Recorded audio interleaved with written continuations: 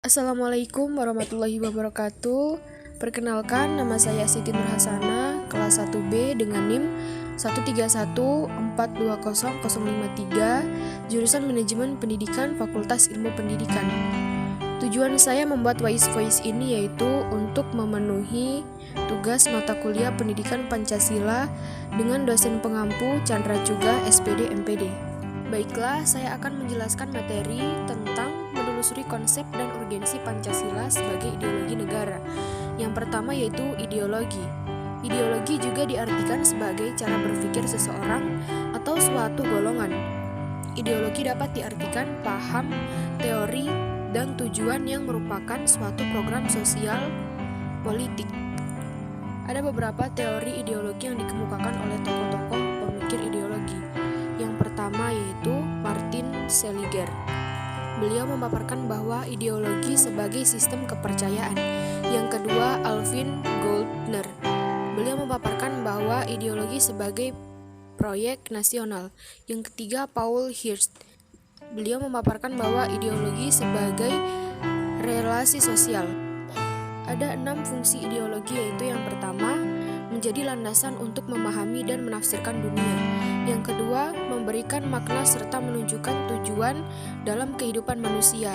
Yang ketiga, norma-norma yang menjadi pedoman dan pegangan seseorang untuk bertindak. Yang keempat, bekal dan jalan bagi seseorang untuk menemukan identitasnya. Yang kelima, mendorong seseorang untuk menjalankan kegiatan dan mencapai tujuan. Yang keenam, memahami, menghayati tingkah lakunya sesuai dengan orientasi dan norma-norma yang terkandung di dalamnya. Ada beberapa jenis ideologi di dunia, yaitu yang pertama, Marxisme, yang kedua, liberalisme, yang ketiga, sosialisme, yang keempat, kapitalisme.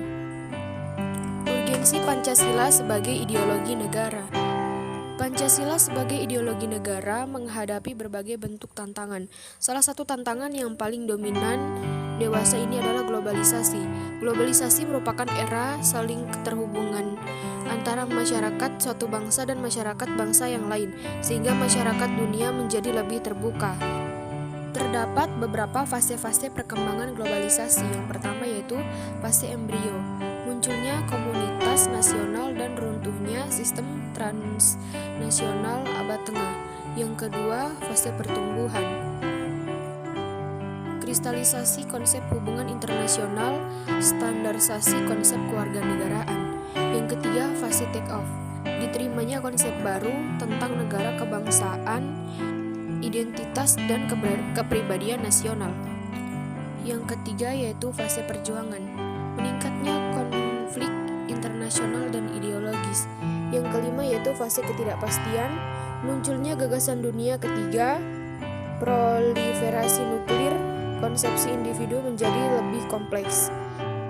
Yang keenam yaitu fase kebudayaan global, perubahan radikal di Eropa Timur dan Uni Soviet, runtuhnya dominasi komunisme di beberapa negara, berakhirnya Perang Dingin, dan melemahnya konfrontasi ideologi. Itulah tadi materi yang bisa saya paparkan. Apabila ada kekurangan, mohon dimaafkan. Wabillahi taufiq wal hidayah. Wassalamualaikum.